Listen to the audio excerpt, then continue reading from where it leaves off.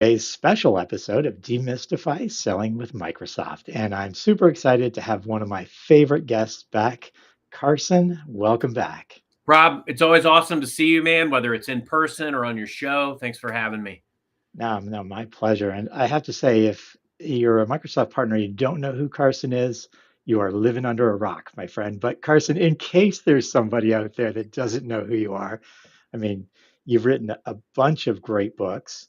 You've been with Microsoft for a long time. You've done a ton of different roles. So maybe you could just give people a quick overview of you, who Carson is, a little bit about the other side of Carson. Yeah, happy to.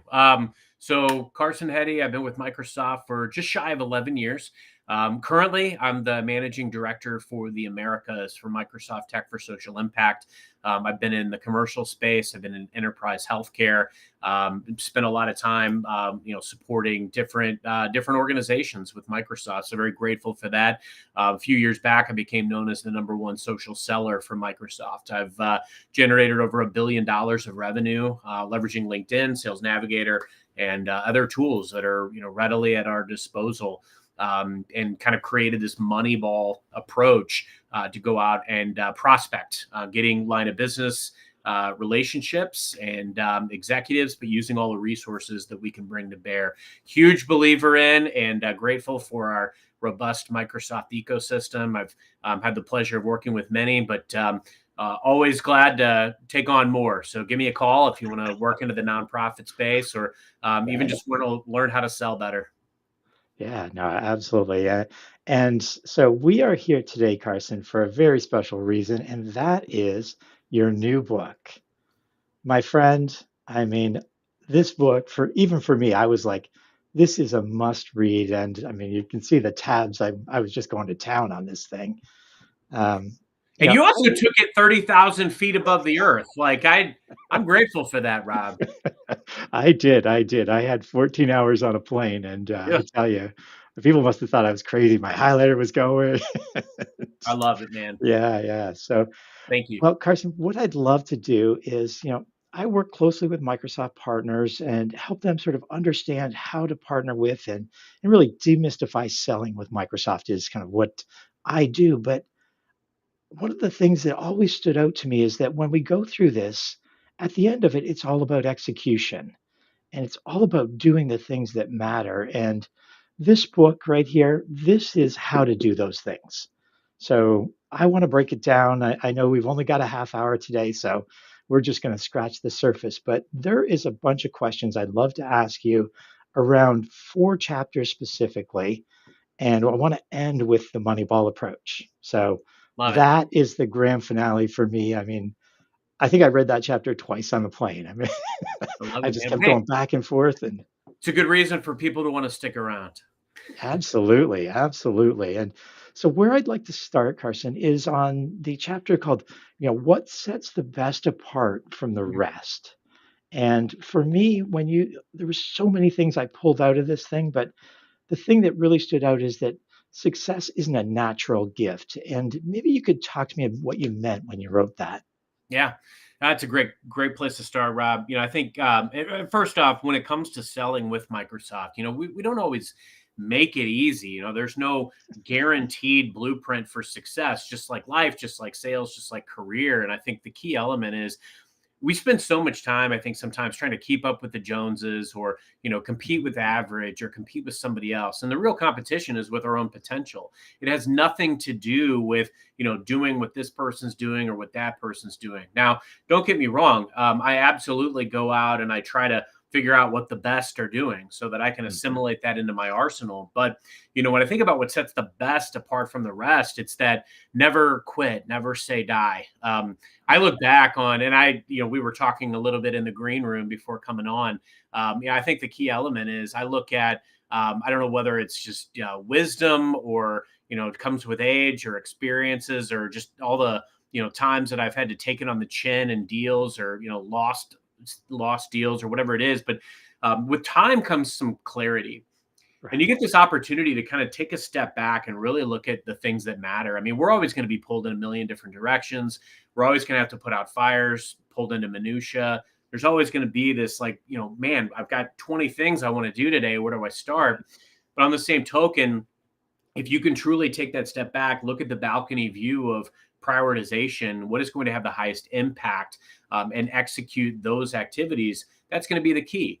And where success comes from is just execution of the fundamentals meticulously, consistently. And when you get knocked down, when you get batted away, you get back up and you figure out a new way. I think about a deal that I did a couple years back where I mean, it was closing in on end of fiscal year, and I was being told basically by my specialist teams, yeah, don't bother getting funding or going after funding. You're not going to get it. It's not going to Right. happen. The wells are all dried up. And I don't take no for an answer. I like to call myself the Rocky Balboa of sales. My job begins, my energy begins when you knock me down. Yeah. So I basically just started brainstorming. I found an internal champion, and I sold them on the merits of this deal. It was relatively modest. It wasn't one of the biggest deals I've ever done. I mean, it was 8 figures. It was a good deal. It was new workloads, and that's where we really doubled down. I found a specialist M2 that really cared about what I would have been doing from a new workload perspective.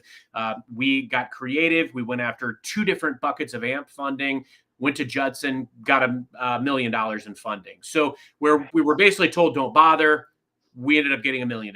So I think the key element is you don't accept the natural roadblocks. You don't stop where other people normally stop. It's like I go back to Napoleon Hill, Think and Grow Rich. Yeah. Most people find success at the point beyond where other people would have given up. Right. I love that. And I mean, for one of the things that is always I'm always envious of how you approach life and sales is that the setback is where you start. Yep. That is like you hit that setback. That's like great, go time. I love that. That's the truth. I think about the, when you think about what sets the best apart from the rest, they're constantly on a quest for learning and Right. growing. And we're not always in that mindset or place. I think back into my 20s, even in my early 30s, I thought I knew a lot. I mean, I had the audacity to write a book about sales and leadership in my late 20s, early 30s. I didn't know Right. anything. I was a Right. pipsqueak. Um, it's amazing the perspective that you get over time, and especially when you're able to analyze where situations went wrong or where you could have done something better. I always like to say you can't connect the dots forward. You don't know exactly where you're Right. going, but you can connect them back, and things will make sense. And you can look at things and do postmortems on deals and realize, like, hey, I could have done this differently. It enables you to see around corners better the next time. And that's why, frankly, I love what I get to do today. I get to work with a group of very talented account executives, and some of them are earlier in career, some of them are seasoned, but all of them are eager to learn. And where I feel like the greatest value that I can sometimes bring to them is, especially having been here 11 years, being able to help demystify. Same thing with customers.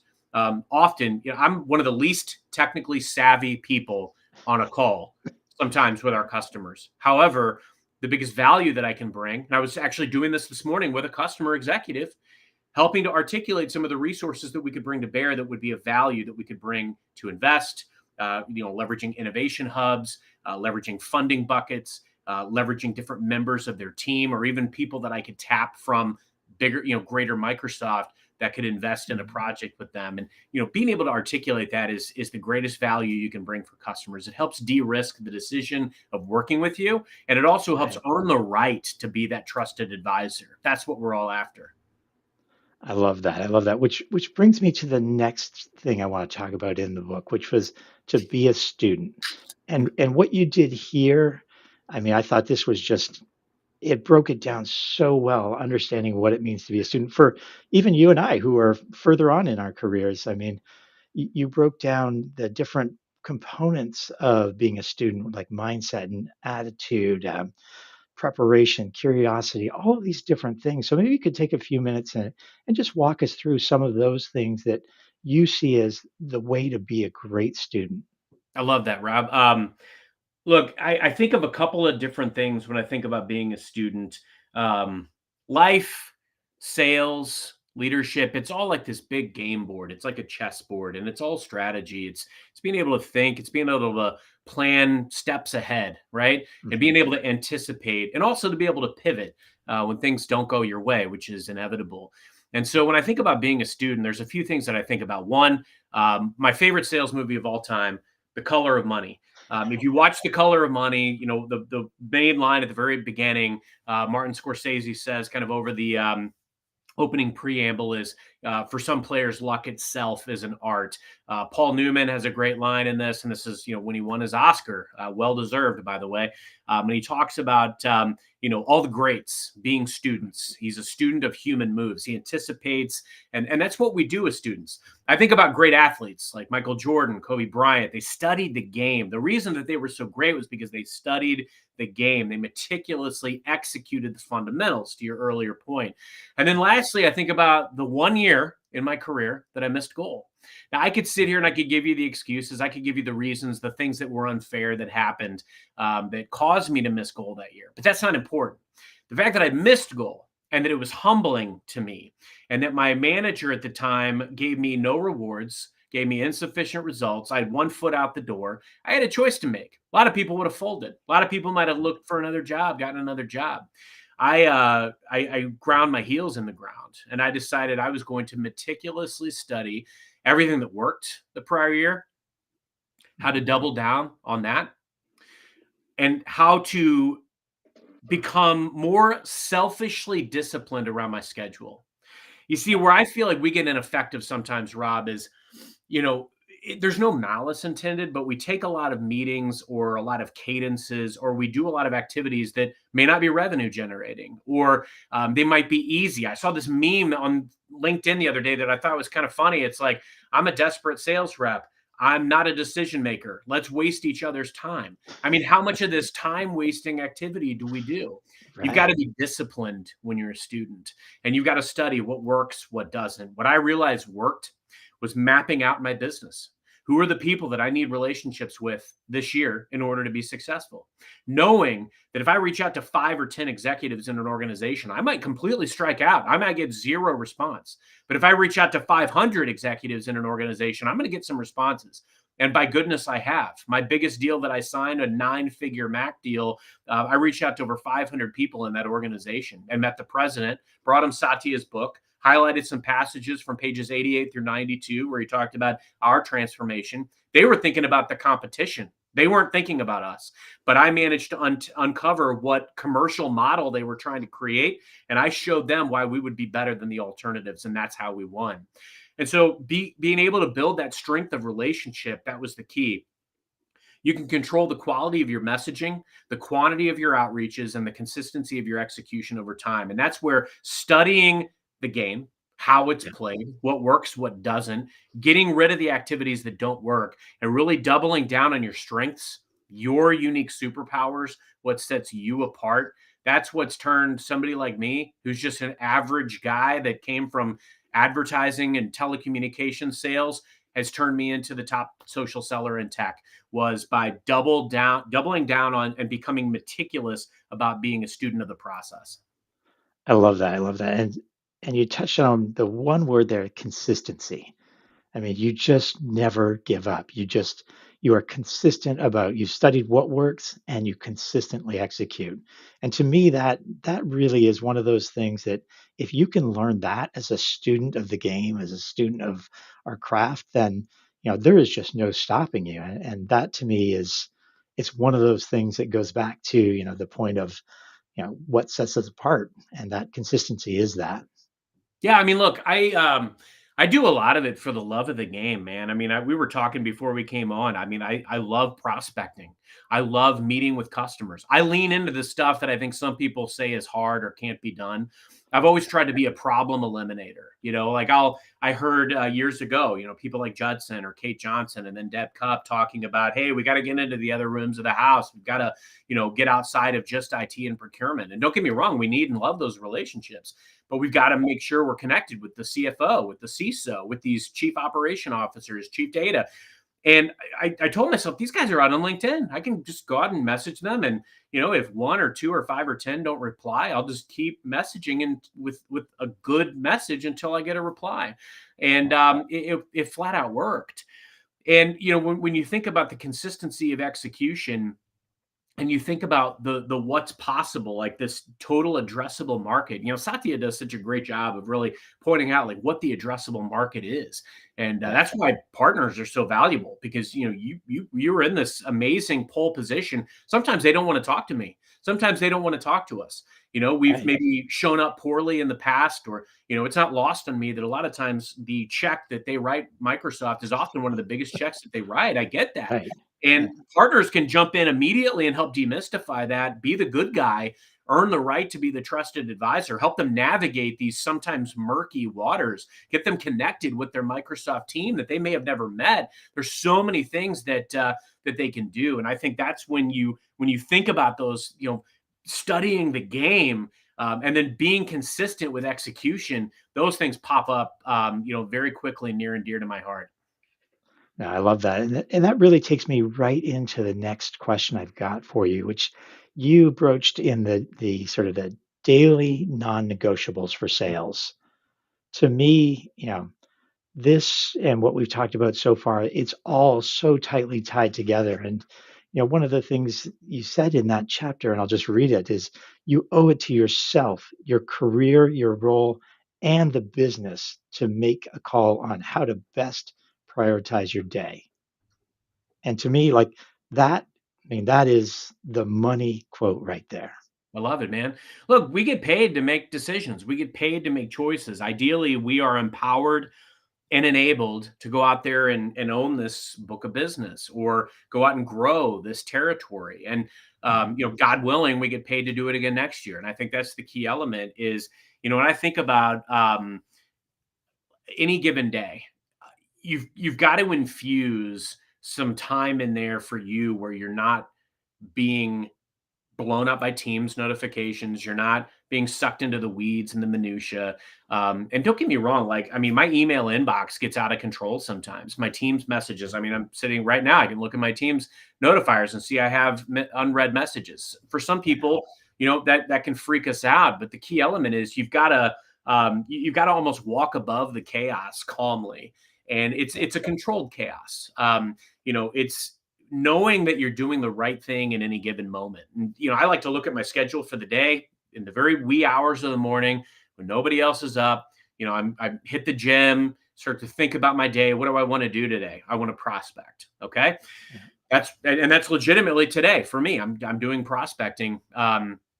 So in between calls or where I have openings, that is how I'm going to prioritize. Because how many days do you have where you finish a day, you look back, and yeah, you were busy, you did a lot of stuff, but like, what did I Right. really achieve?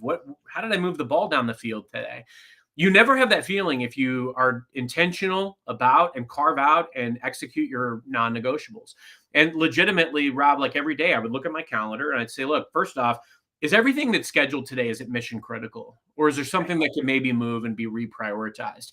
And it's no offense to these folks. I mean, just telling them like, hey, I'm slammed today. Like last week I was covering appraisals, and week before that I was out of town. And just being able to say like, hey, I need to move some stuff around. I definitely want to meet. I want to be able to give you the attention that you deserve. I've got more time next week. Is it all right if we move that to next week? And just it's what I did a podcast interview with a girl named Megan Reed, and she called it that ruthless discipline of schedule. Being able to look at your schedule for the day and say, this is the stuff that's got to stay. This is the stuff that's got to go. What are the things? What are the 5 things that I need to do today to really call today a success? And then like going in and my philosophy, I will legitimately look at all my top deals or customers or whatever the situation is, and I will go down the list and I'll say, look, is there something I need to do today? Do I need to nudge a partner? Do I need to send a message to the customer? Do I need to open up a Teams chat with the other folks on my team that are touching this deal? Is Right. there an executive briefing? Whatever it is, make the moves, do the things, and then just go down the list one by one. And I learned a lot of these things by following the greats.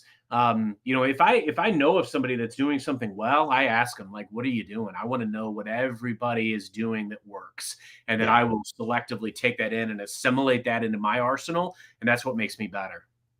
Yeah, I love that. I love that. And in that chapter, you also talked about not getting lost in the weeds, which I think you were kind of alluding to here, is that we have to look at our schedules and we have to look at what's going on, not just at the task level, but this is sort of the macro level. You can talk a bit about how you do that and how you look at your day and prioritize that. Yeah, I mean, look, the crazy stuff is always going to be there. You Yeah, know, it's never going to end. It's always going to be there. And, it pains me sometimes when I talk to people that are like, well, I can't take time off. I can't even like eat lunch or whatever it is. It's like, of course you can. You just schedule it. You yeah, just, you move stuff around and you schedule the things intentionally. Somebody asked me the other day, like, Carson, how in the world, like, you've got a wife and 3 kids. You obviously are performing very well at your job. How did you write a book? I mean, my answer was I prioritized it, whereas I might have eaten lunch while editing or, you hmm, know, added some chapters here and there while one of my kids was watching television. Like you squeeze in what matters. And it took me 5 years to write my last book. But my point being, you make time for what matters. And so if you want to prospect and you want to engage with executives, you're going to prioritize those things. And so knowing that the chaos will always be there, it helps you to more calmly walk above all that controlled chaos more hmm, effectively.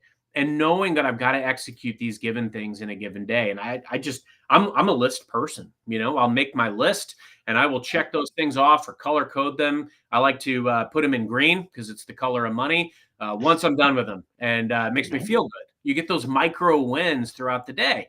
And then when you're done with your day, you look back and you're like, wow, those 5 things, I knocked those out of the park. Even yeah, if, I got kicked in the mouth by, this you know negative situation or whatever it yeah, was, I can still look back and say, hey, this day was a win, and I can take solace in that. It's all about mindset. So I think the key is prioritize on the things that are going to have the highest outcome, highest impact, but also delegation is the key element. And look, I right, I am very fortunate because I look at my not only my team and my specialist team, but also our robust partner ecosystem. I mean, you're an extension of us. You're an extension of our team. How yeah, can I generate something perhaps and then pass you the baton? Or in furthermore, one of the things as part of my Moneyball playbook is what I call plays that get you paid. Or yeah, here in the nonprofit space, I call it mission acceleration plays. We released like 50 plus solution plays a couple years back. Who can master that? Not anybody. yeah, You're not going to master them all. But what I started doing is I realized our definition sometimes of executing a play is we'll send this OFT email to our customer and then we pat ourselves on the back and we say we ran the play. I think that's hogwash. If you think something is a worthy play, you're going to find different ways to live it, breathe it, execute it all year long. And so what I started doing is going to our partners. We had this awesome event back in May and it made all the difference in the world. I will tell you right now, my team has qualified pipeline of like close to 300%. Every other organization like mine in the entire world is sitting at about 100% or yeah, 120% of qualified pipe. We have 2 to 3 times what everybody else in the world has. And here's why: because of these plays and our play execution. So yeah, we did this event back in May, and a lot of times partners will come to us and they want to show us their money slide and they want to talk about all their key wins. That stuff's great, and it's table stakes, and everybody has it, right? How do you set yourself apart? I went to these partners and I said, "Look, I'd love to have you at this event. Come to me with a tangible offer I can give my customers. Tangible yeah, offer." And they literally came. I had one partner that I've spent so much time going through all of our tools, our marketing, insights tools, our dynamics, combing together these lists, customers that have opted into marketing. And nobody else does this at Microsoft, or if they do, they don't do it to the scale. I have over 12,000 customer leads between LinkedIn and Dynamics and this tool that I've pulled probably 80% of those leads from. And so I booked 86 workshops with one partner in one day just by oh, doing this. yeah, And so when I think about like it all ties together too, Rob, because it's the being a student piece, it's the consistency, it's the execution, it's the messaging, it's the finesse. And it's what I've kind of fondly started calling the art of the grind or the poetry of the grind. Like some people shy away from the stuff. They won't do the hard stuff. I lean right, into it and I want to make it like I want to smooth its rough edges. There's so many of these things that we can do better. I don't right, purport to be great. I'm tinkering. I have misfires sometimes. I do events that nobody shows up to, or I send a marketing message that ticks somebody off. But at the end of it, I'm learning. I'm trying to right. massage this, and At the end of it, it comes down to how are we serving? How are we serving all the people that we touch? How am I serving my team? How am I serving our specialist group? How am I serving my organization? How am I serving partners? And ultimately, how am I serving my customers? And if you build everything that you do around that and helping everybody win around you, guess what? You win. And Yeah. that's the key element is just think about everybody in your sphere. How Right. can you, with your unique experience, perspective, superpowers, how can you help everybody in your sphere win? And if you focus on that meticulously, the results will be there. I've never worried about a result a day in my life. Right. It's all about how many people can you help? How many people can you serve?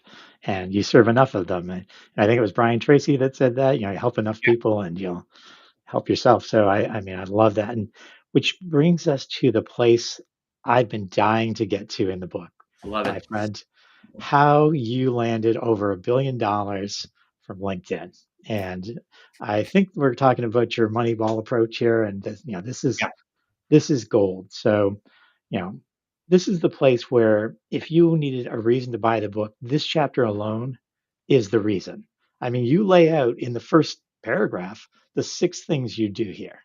So it's not even like you're hiding it. You've like laid it out black and white.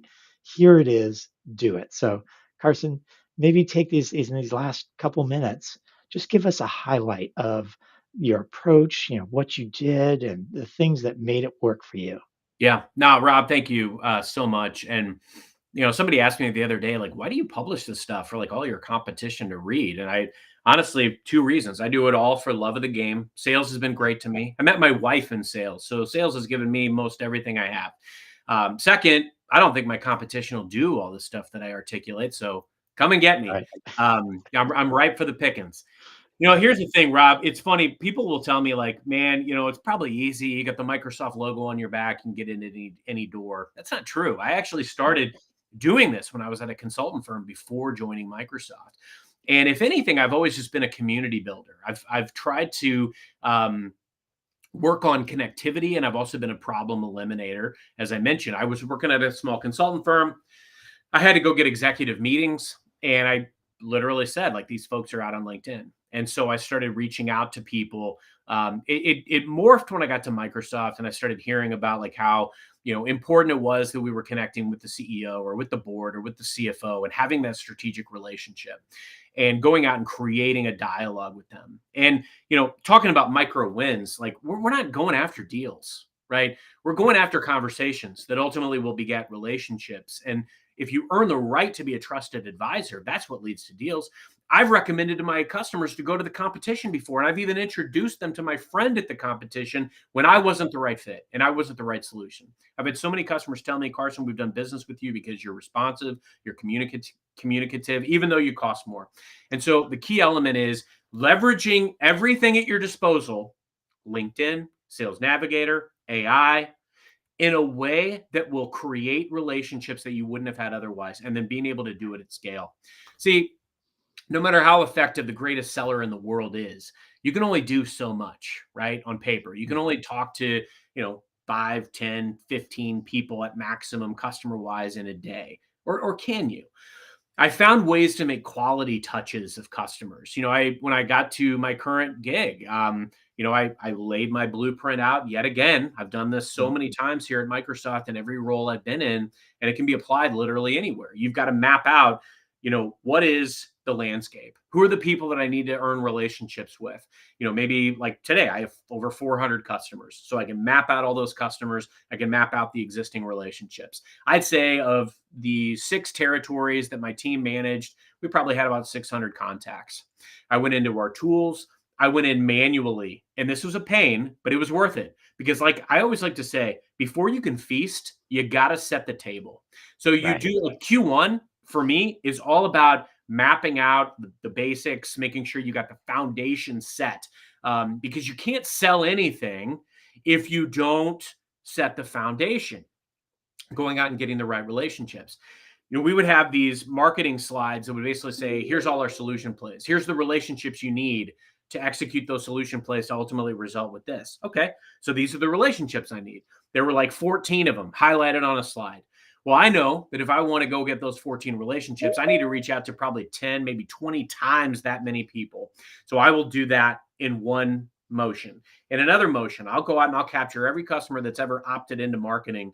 And I a lot of times I'll sort them. You know what's amazing to me is the amount of data and analytics that we now have at our fingertips, like being able to map things out or to have AI produce something for you around like what vertical somebody might sit in or what messaging might resonate with them. I mean, you can put a customer's website and your own website into the AI engine. It's all in the prompt. Have it write you something, a message to that person or to that organization. And then obviously you massage it. You've got to put the personal touch. You can't just use the AI output. You got to add the Right. personal touch. But at the end of it, all you're trying to do is earn a conversation. And if you try to go out and earn enough conversations, you're going to start getting them like wildfire.